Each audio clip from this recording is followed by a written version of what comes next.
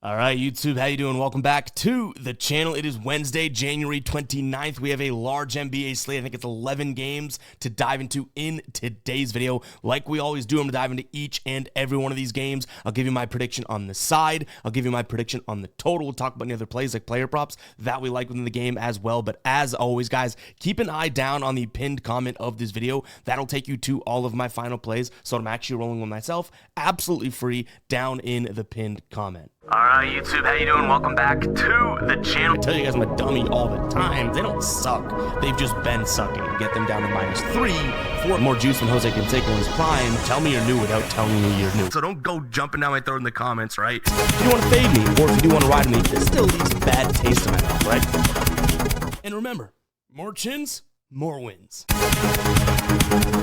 All right, in terms of how we did yesterday, an 0-1 night. Feel good about how we actually saw a small slate yesterday, just in terms of what we rolled with the final plays. Didn't work out. Blazers team total under 113.5. And for whatever reason, I know we've said it all year long that I've been like the Blazers whisperer, but now it's like just absolutely flipped, right? Like now they're playing some legitimate basketball. They won that game outright last night, scoring, I think, what, they scored 125. So obviously a bad read there. But nonetheless, like I said, half unit play. 4 games on yesterday's slate. It was just one play, not all that big of a deal to me. I did get a haircut yesterday, so maybe that will, we've had a rough January. We're actually coming off of a decent sort of 2-day stretch, not including yesterday, but maybe the haircut will kind of propel us into success here.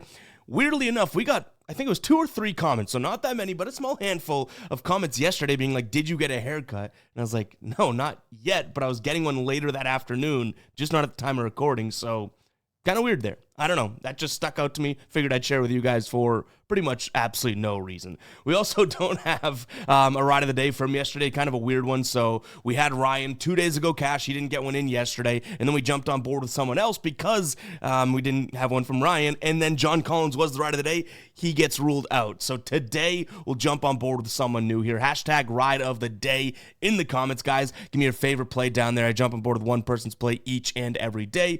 Give you a shout out in the next video, win or loss. If you do win, we continue to ride with your plays. If you lose, you got to face the womp womp. You still get the shout out, but we got to talk about it, right? We also shout you out over on social media, over on X at EvGuyBoston. It'll be popping up here in just a second. And we put you with the final plays over on the Guy Boston Sports site for your shout out there. Guys, before we do jump into this one, I'll put this link down in the description, but we have a Discord that is absolutely free. It's pretty much just a big group chat in which we can talk about our plays, talk about sports, that type of stuff. So make sure to go ahead and join it. Absolutely free. It's not a VIP Discord or anything like that. I rarely promote it for whatever reason, but it's such a fun place. Really good conversations in there. I think we have over 11,000 people right now, so go ahead and join the chat. You get updates on the channel. We have the NBA picks chat, the NFL chat, so things are organized in there as well. Go ahead and check that out. But what do you say we dive into today's slate? Hit that like button, hit that subscribe button. Let's get rocking here. We're starting it off with,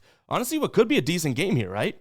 Indiana taking on Detroit. Indiana 6.5-point favorites, which is a little bit higher of a number than I have for them, but they're playing really good basketball. 8-2 in their last 10, including, a bad loss in Paris and then a good win in Paris. And they're 8-2 against the number in their last 10 as well. And what's funny is that they're playing, I don't want to say playing slower because they're getting some high lines, but they're 3-6-1 to the over in their last 10. So they've cashed more unders and a push than they have overs. And their lines have been right around this number. That's why I didn't want to say they've been getting such high numbers. But in this one, I do think there's a couple edges on both sides here. I think Detroit should absolutely win the paint war. Both of these teams do like to score in the paint. Detroit, in terms of in the paint outside of the restricted area, last 10 games, number 1 team in terms of frequency.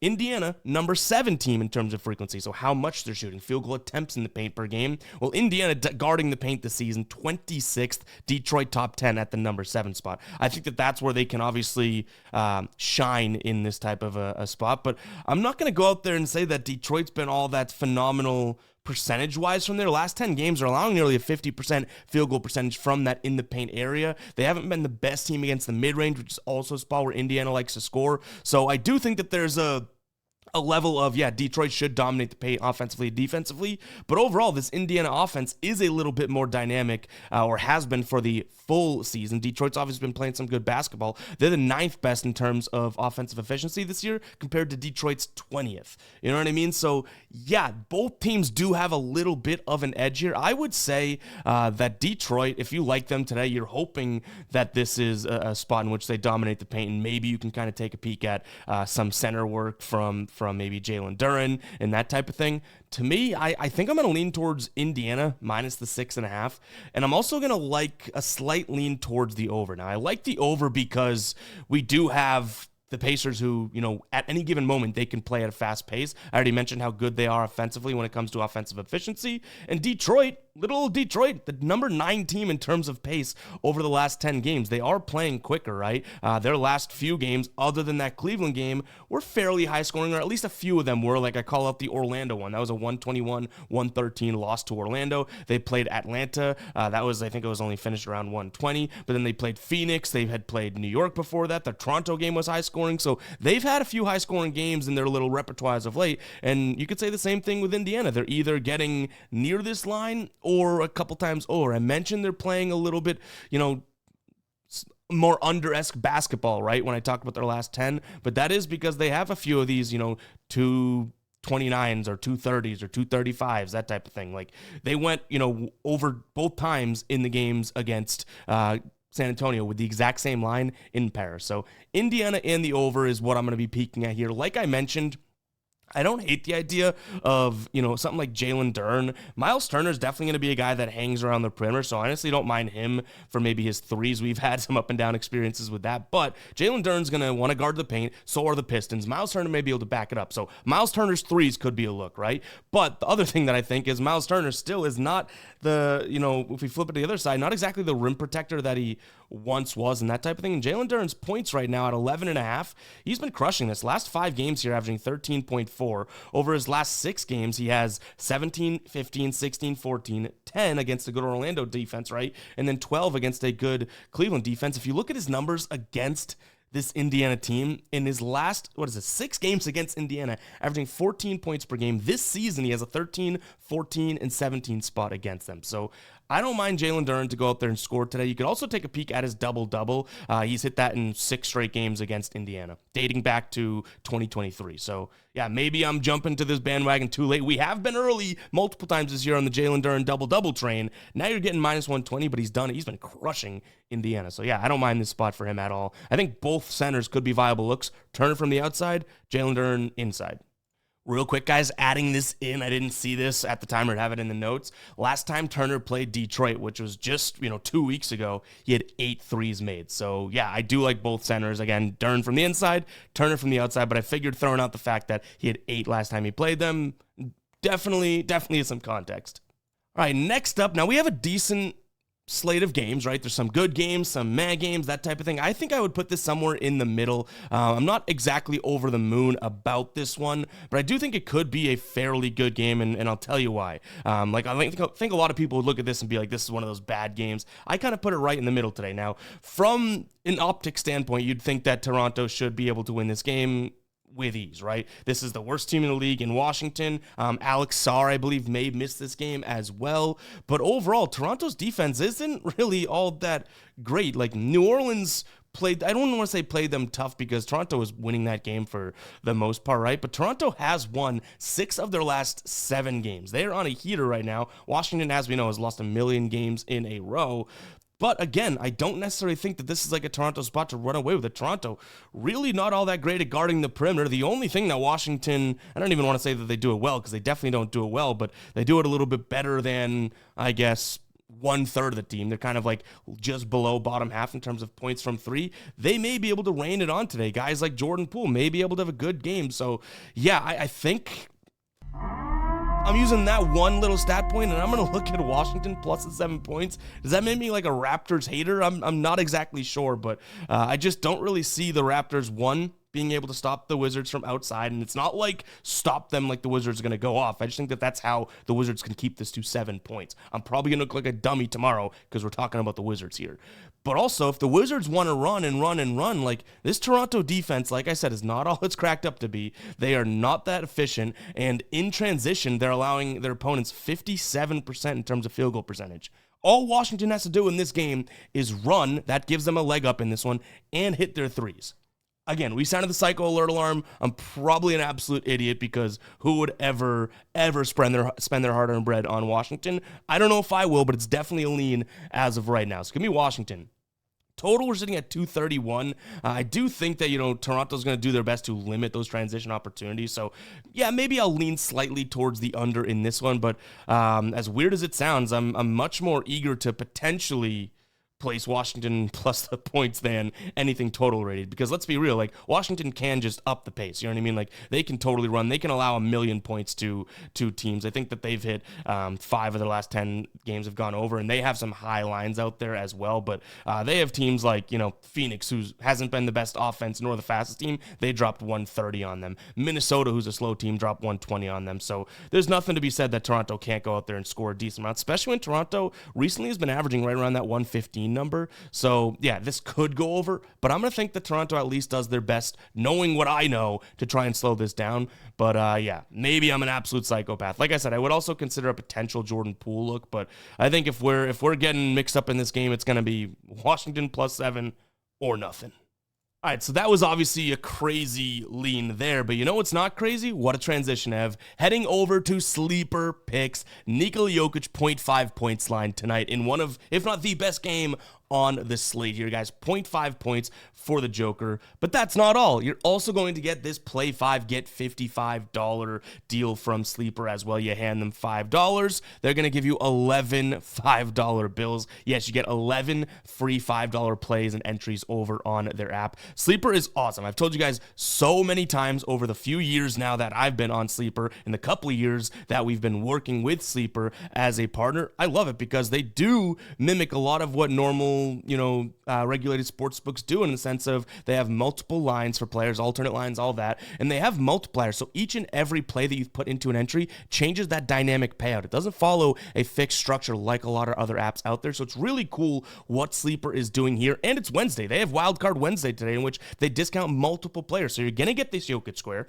You're going to get a play 5, get 55 promo, and you're going to get multiple discounted lines at the same original multiplier that they live at their full line. So go ahead and check out Sleeper, guys. That link is down in the description, as well as the pinned comment. Seriously, this is one of, if not my favorite DFS app out there when you're talking about players and player projection entries and whatnot. It's really, really cool, guys. If you have not tried it out yet and it's available in your state, go ahead and check out Sleeper. It is available in most states, so go ahead and check it out. That link is down in the description, as well as the pinned comment.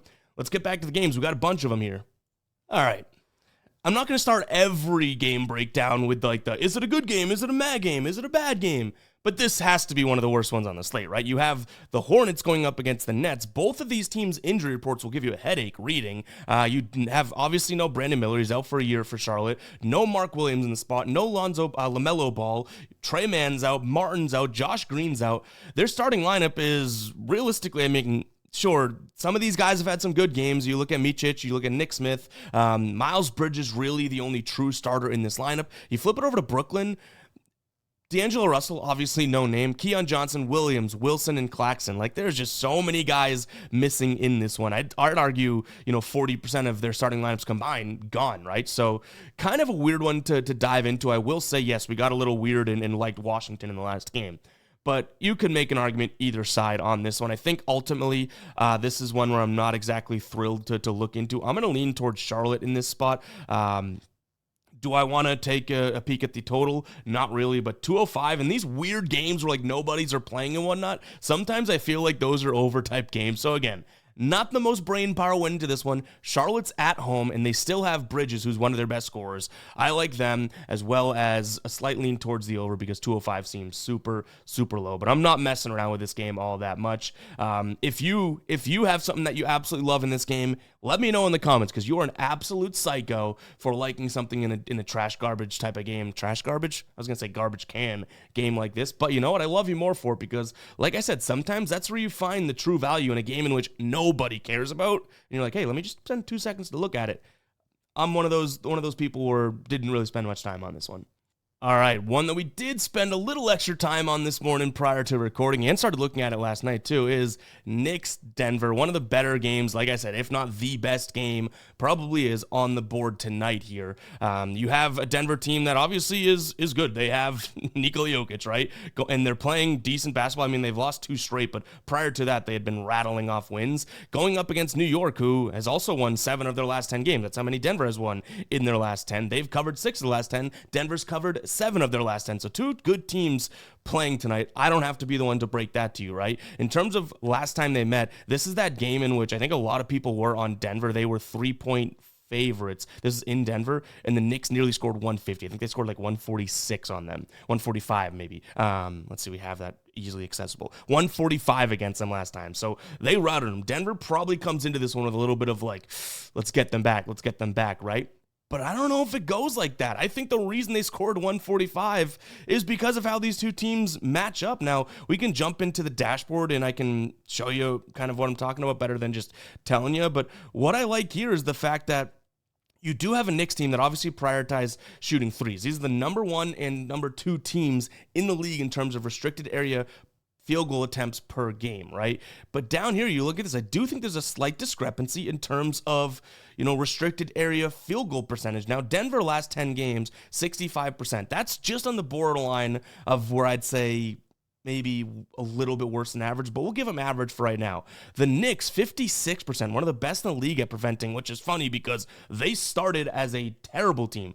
Teams were scoring like 90% at the rim against them early on in the year. Now they've definitely shored some things up, right? And even if you look down here, Denver, whether it's the season, on the road, or in their last 3, still really struggling. New York, not exactly all that much better, but definitely 6 places better in terms of ranking of points allowed in the paint so far this season. At home, okay, yeah, they have a bad number, but last 3, 9th. I do think that this is a spot in where New York can kind of, hopefully, play some really good defense against Denver down low, and New York on the other side, they love to score inside, and Denver, I don't really see where that defense comes from, right? So leg number 1, or point number 1 goes to New York. You flip to the 3-point line, Denver not scoring a lot and really not even attempting a lot. So we don't have to say that's a huge knock of theirs, but you could make the argument that it is because in their last 10 games here, New York's actually averaging nearly 40%. They're giving up to their opponents field goal percentage from above the break, 50% from the left corner, and then nearly 40% from the right. So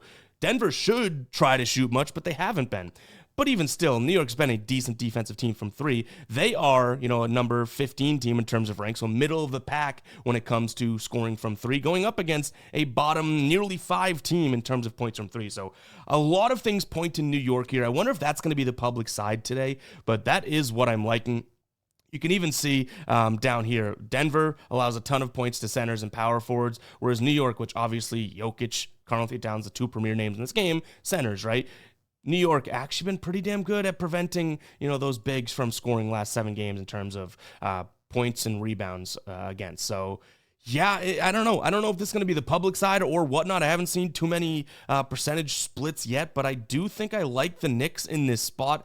They have the home advantage as well, so I'm going to lean Knicks minus the 3 points. I think I've seen some 3.5s out there, so earlier probably the better in this spot, but yeah, I do like it, and this is definitely going to be a game that I'm going to have to, if I don't have a final play in this game, it's because I really had to fight myself from saying, wow, this is such a good game, we want some action on it. Like, that's never the reason to play something, right? So if you don't see a final play, it's not necessarily because I was like, oh, no, I actually like Denver. I didn't second guess it, but there's something about, when you see those bad Thursday night football games and you're like, I gotta play something on this. And you're like, no. Take it easy. There's a lot on the other board. It just means I liked other stuff more than Knicks minus 3 rather than started to not like Knicks minus 3.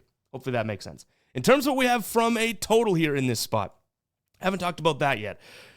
I mentioned the Knicks defense, and I think the Knicks defense holds up in this one. I really do. I'm going to slightly lean under, but I think this one finishes around like 235. You know what I mean? Like, we have way too good of offenses. Even though we talked about the Knicks being good down low, it's like Jokic. Jokic, just like Giannis, even if he's playing a really good in the paint defense, he could still drop any amount of points on you at any given moment.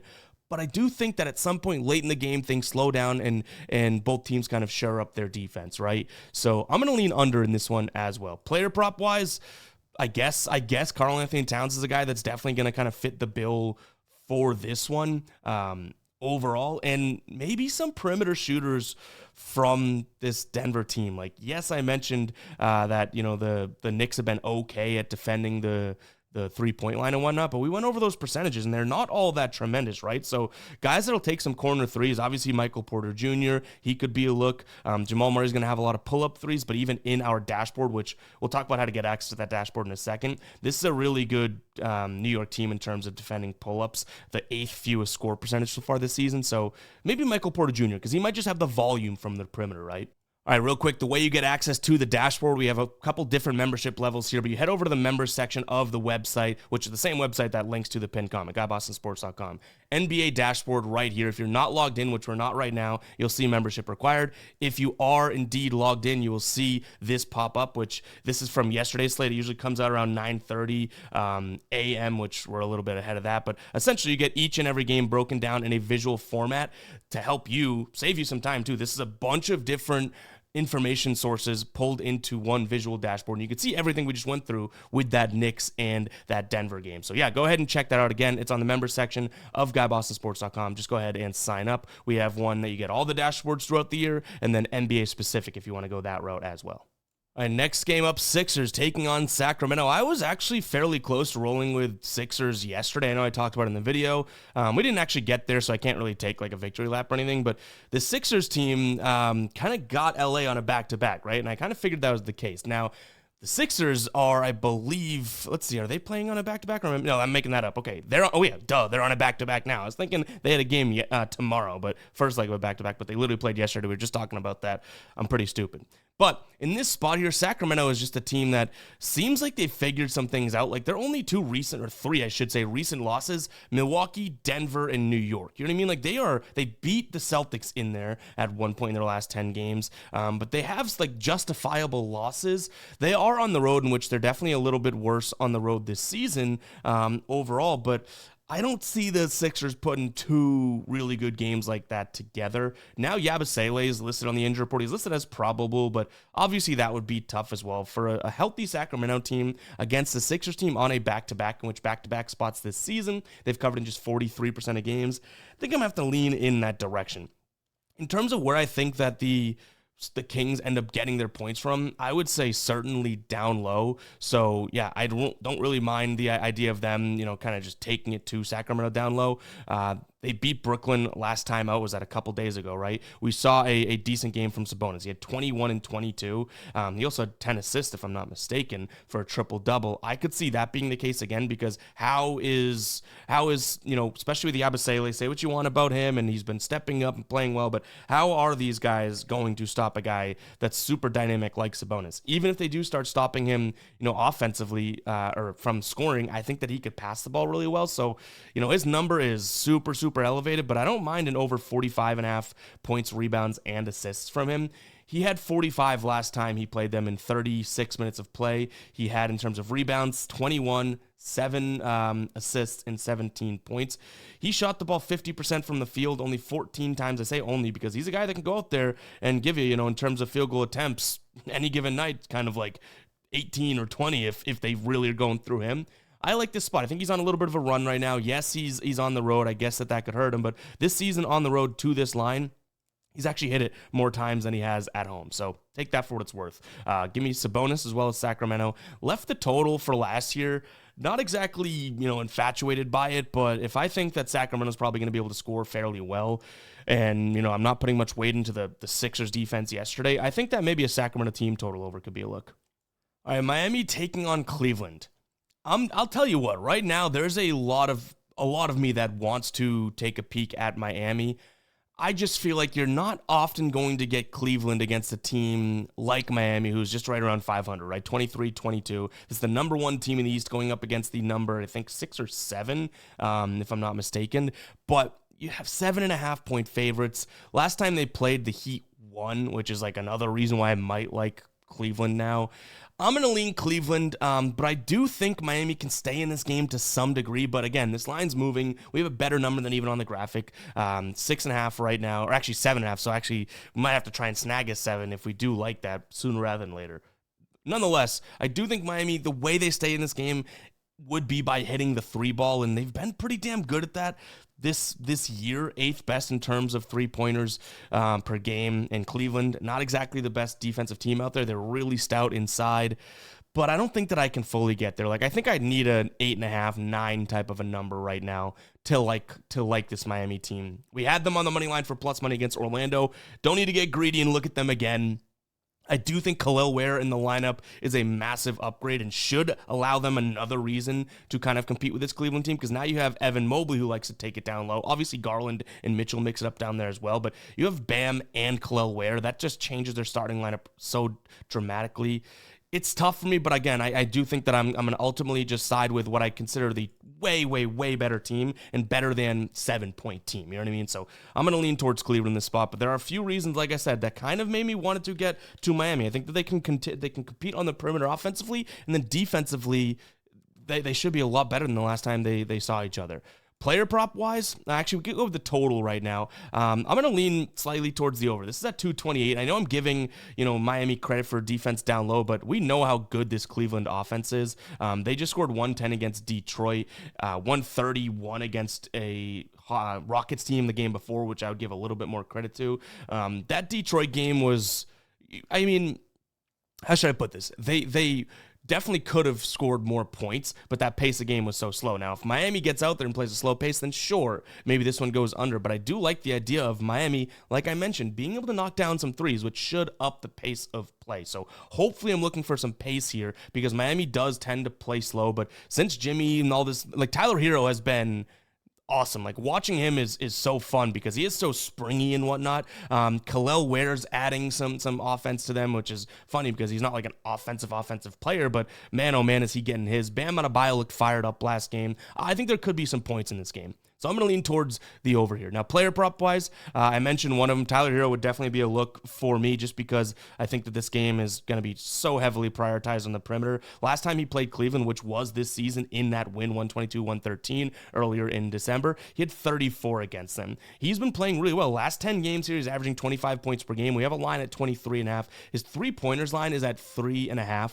Little bit too high for me, so even though I like him on the perimeter, I don't know if I'm going to go his 3 line, but I do think that he could sit there and give us another 25 piece, right? Like, overtime game, sure, but he had 30 against Orlando. The game before that, he had 25 against Brooklyn, so I don't mind Tyler Hero. I also don't mind a peek at, and I just want the volume to be there for him, but a peek at Duncan Robinson over 2.5 3-pointers made. He's done it in 5 straight games. We took the under there against Brooklyn, and he finished with 3, so we only lost on the hook, but he still hit the over to this line, right? Last time he played Cleveland, which was in that same December game, he had 4 3-pointers made, so I don't mind the idea of Duncan Robinson. One thing I will say is his points line also is intriguing to me. Snagging it at 11.5, it's like he could make 3 threes and then potentially just knock in another one, and that is 12 points. But at the same time, why wouldn't we just take the threes? You know what I mean? But either way, I do think Duncan Robinson could be somewhat of a viable option in this one as well. And I'm about to show you guys something that I probably shouldn't be showing you, so comment 28 if you made it this far into the video. But coming to the Guy Boston Sports site soon, to figuring out what sort of tier it fits into, membership-wise and whatnot, but check this out. I'm, again, not supposed to be rolling this out. This is sort of a rough draft of it, but we have our player projections in the starting lineup in the dashboard. How about just every player that's playing that game for a point of another projection source for you guys to do some research? Duncan Robinson, right? We have him projected for, with our own sort of minutes played, 14 points and just about three-pointers made. So boom, that's good. We go to Tyler Hero, right? Tyler Hero, 24.3, and him to make, just under hit, or I guess 3.5 is his line, so 3.6 to hit. But how cool is this, guys? Resaying it here, you have every player that's playing that game with their our projected minutes, which is kind of the thing that we're still trying to figure out because the minutes cascades through all of these stats. But points, rebounds, assists, three-pointers made, and then points, rebounds, and assists together, points and rebounds, points plus assists, and rebounds plus assists. Pretty damn cool. I don't know when the final copy of this comes out, but comment 28 if you made it this far into the video because that's pretty damn cool, isn't it? Definitely doing a lot of stuff to bring more research tools to you guys as well because I love being able to have these things at my fingertips. Like a lot of these things I'll build for myself and be like, holy crap, that just saved me 2 hours of the day. So that was just a little sneak peek. Again, no timeline or anything, as that's something that I really want to get down pat before we roll it out. And when I'm building these things, guys, I'm doing it all myself. We don't hire external people to do it. Probably could or should, but this is just a lot of time and effort when we're still doing our normal day-to-day. So FYI, no timeline, but that's pretty damn cool, isn't it? All right, Celtics taking on Chicago here. They're obviously big favorites, which makes sense, right? The Chicago team is going to be without Zach LaVine.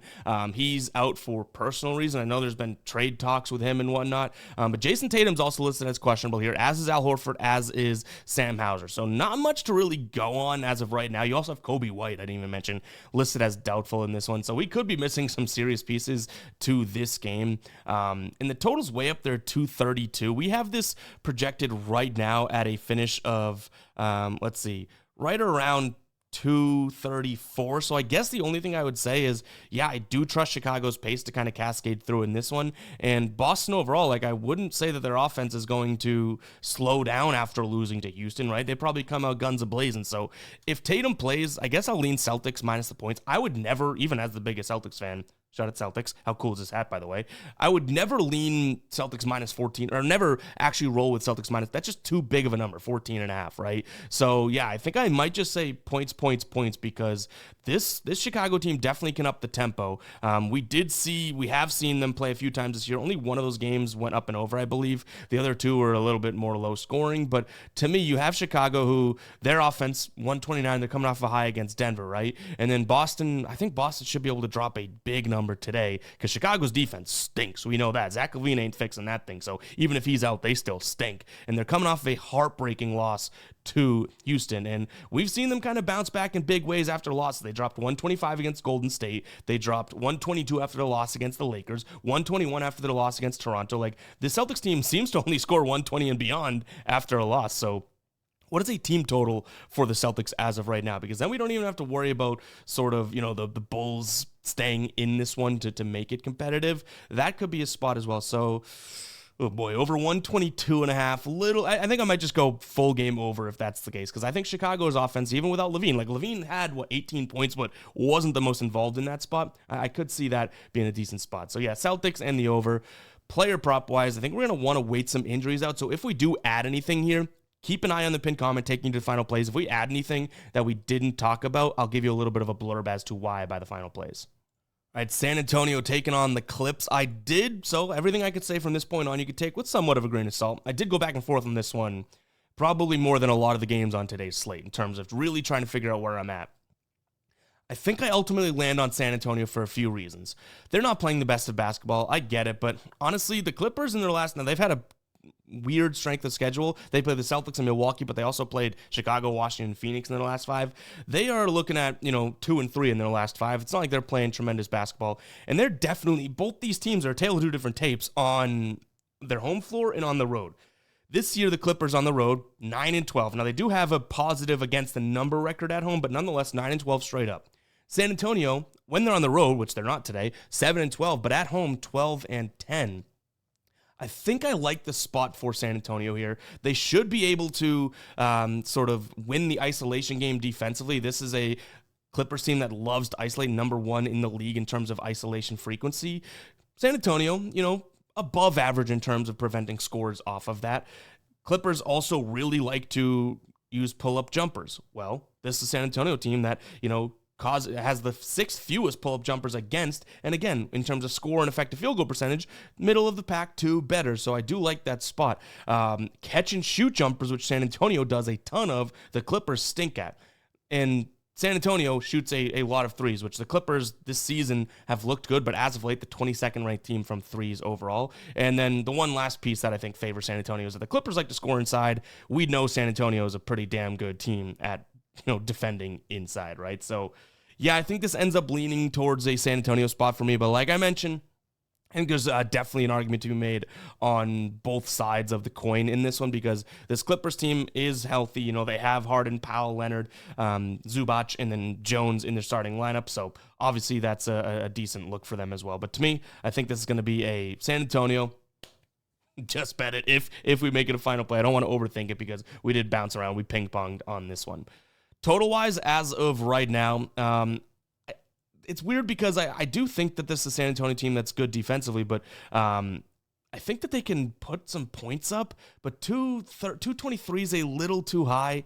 Slight lean towards the under. I think this is, I literally could peg this as like a San Antonio win at 112 to 110, 111. You know what I mean? So it's like, it's right on that one. So that is the thinnest of leans there. In terms of what we have, even using our dashboard here, you can see guards are the ones that do have some success here against this San Antonio team. So another little peek at our dashboard right up here, shooting guards. So Norm Powell could be a look. My one concern is that I already mentioned San Antonio being decent against the pull-up threes and also isolation. Like, does that impact Powell all that much? I'd say isolation probably is more so James Harden's forte in this type of matchup. But, Powell's line, since he's been playing so well, is really high. It's at 21.5. No kidding. I mean, in his last, let's see, we can pull it up actually. Last 20 games, he's gone over in 15. He's averaging 24.3. So the dude's been absolutely killing it. He's this more of a spot up guy, so maybe that favors to some degree. I'll lean Powell, but again, I hate to break it to you guys. If you couldn't tell, this game, like I've even said multiple times, I'm like, this is when the guppies in the comments are like, you weren't even confident in that pick. And I respond with, yes, how can I be confident about a side total and multiple player props of every single game on the slate?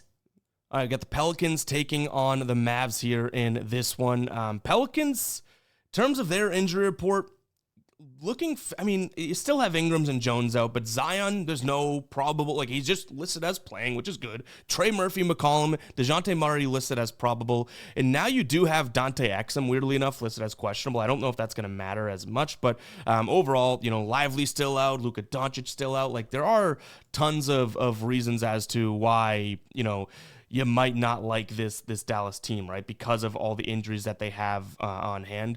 In terms of, let's start at the total here, because I want to talk some points. This is a Pelicans team that is definitely up the pace, and I don't think their defense has really gotten all that better since being healthier, right? Their last few games, 113 allowed to Toronto, 123 allowed to Charlotte, 139 allowed to Memphis, 119 to Utah, 123 to Utah, 116 to Dallas in this most recent matchup that they had, 113 to the Bulls, 120 to the Celtics, 115 to Philly, and then 119 to Portland. Like, there's a few good teams in there, obviously, but a few really bad teams that this Pelicans team just said, ole, go score, right?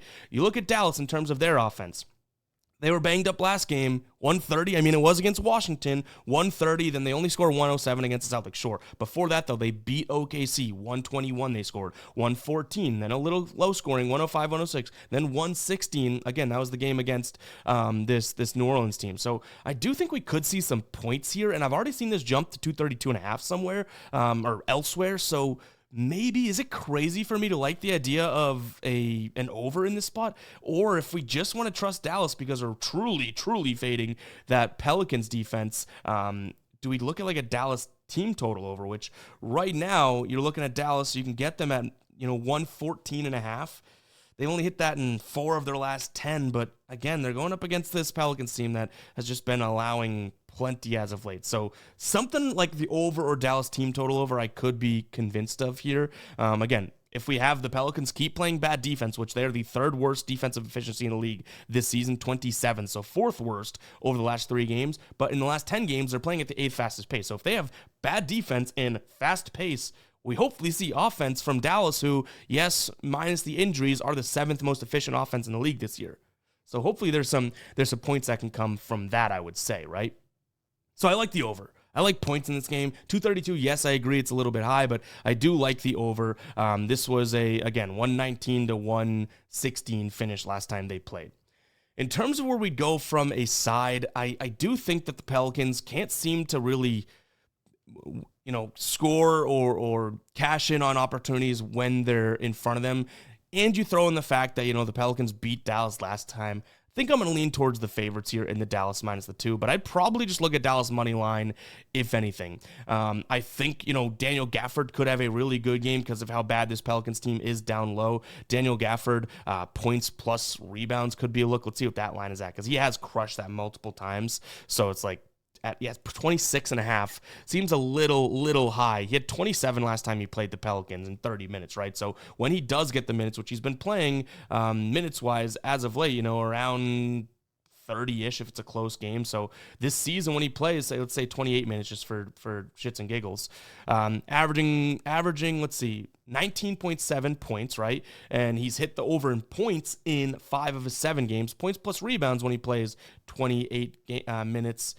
Not as great, 30.4 average. He's hitting 3 of his last 4, but he missed earlier in the year. So, okay, maybe Daniel Gafford points could be a look, especially if we can snag it at, let's see, we can get 14.5? That might be a spot that we look at from a player prop perspective. So Dallas, the over, and then Daniel Gafford, I think, could have a decent game.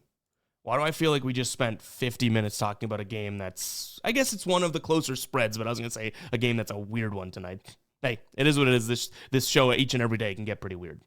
All right, this should be a pretty good game here. Some injuries to note. Ryan Dunn, I believe, he's listed as questionable, but I want to say that I saw somewhere that he might miss the game. And then Kevin Durant listed as questionable. Dante DiVincenzo still out for Minnesota. Really the only thing to note. Now, Minnesota is playing tomorrow, but they have Utah. So I think that this game they probably consider a little bit more of a focal point, right? So I'm not worried about them being on the front end of a back-to-back here. Minnesota's played good basketball.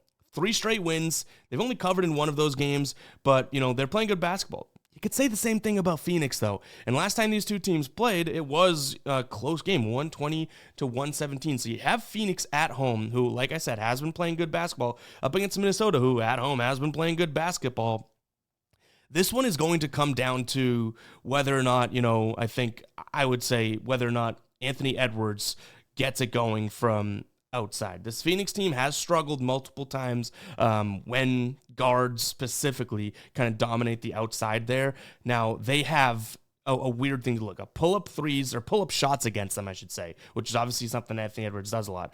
They're the second best team in this season, Phoenix, in terms of field goal percentage against, effective field goal percentage against. But they're the 3rd worst in terms of score percentage, meaning guys are scoring off of them per possession. So it's a little interesting. Maybe a lot of fouls from there and whatnot. But if Anthony Edwards gets going from deep, I do think this is a Minnesota spot. But you know what? Phoenix at home, they've played better basketball. Their losses, I think, are, they lost to Cleveland most recently. Minnesota lost to Memphis and Cleveland. Both these teams' losses have been pretty justifiable. I'm gonna lean slightly. This is clearly one where I go back and forth, right? I'm gonna lean towards Phoenix. I actually kind of have all the points to make a case for Minnesota, like I started with the Anthony Edwards thing, but I think Phoenix's defense has gotten a lot better, and their starting lineup definitely seems, if Kevin Durant plays, is obviously hugely impactful here, but I think that this is probably a spot, the more and more I look at it, that, the Phoenix defense will step up, and I think they will. They should stop the isolation of Anthony Edwards. They may be able to stop the the pull-up threes and the pull-up shots and that type of stuff. And again, that new starting lineup has definitely bode well for them. So yeah, give me Phoenix money line, I guess, because it's only +1. In terms of what we have from a total, I'm going to lean towards the under. I think this is a defensive game. I think that, we sit here at 218. I could see something that's like a 110 to, 110 to 107. That would be like 17 or 217, right? So yeah, I'll go in that direction. No real player props for me in this one. Again, I kind of just pivoted real time on camera because I was liking the idea of potentially Anthony Edwards, but then I saw the score percentage in our dashboard there that Phoenix actually not all that bad against the pull-up shots. So yeah, I'm going to lean Phoenix under, no real player props. So apologies if that was confusing. It was confusing for me too, but we keep it real here. Golden State taking on OKC. So Golden State, Steph Curry was out last night. I'm assuming they pulled him out so he could play tonight, right, against OKC. Still no Holmgren, obviously. Draymond Green still out. Jonathan Kuminga out. Brandon Podziemski is looking like he's back, which is obviously a benefit for Golden State, especially since they've been so depleted. They won last night, but, Utah still ended up covering their original line, not their closing line. So good for Golden State. They played a Utah team that literally played zero, right? Like they sat everybody. So I don't really know what to make of that. You have Oklahoma City coming off of a win against Portland. The way these two teams match up, especially just given the information in our dashboard, should be a fairly decent matchup here for both teams' defense against the offense. We know Golden State is going to like to shoot threes. Well, OKC's been a very good three-point defense. We know, OKC likes to get inside. Golden State, weirdly enough, has been a good defense inside as of late and just on the season. But I don't think that they don't really pass the eye test in that sense, if that makes sense. All the numbers look good, but if you've been watching, they don't look like that great of a defense. So I don't think I'm going to overthink this one. I think I'll lay the big number with OKC, especially you have Golden State on a back-to-back. Yes, you have obviously the, Steph, who's not going to be on a back-to-back, their best player, but some of those guys are on a back-to-back. So I'll lean towards OKC. 10 points is a lot to give here, but this Warriors team isn't that good. They really aren't that good. You know what I mean? If you're telling me that OKC can't beat the Warriors like the Warriors beat the Jazz yesterday, then I don't know what to tell you. They're such a good team. So I'll lean towards them. Do I get it down as a final play? I don't know. Much like when we talked about the Celtics, it's still a massive number. And you throw in the fact that OKC is on the road here. You can't really make any arguments as to they've been so bad on the road. They've covered in 60% of the games on the road this year. So I can't really say that. But overall, it's there's still something about them being on the road, right?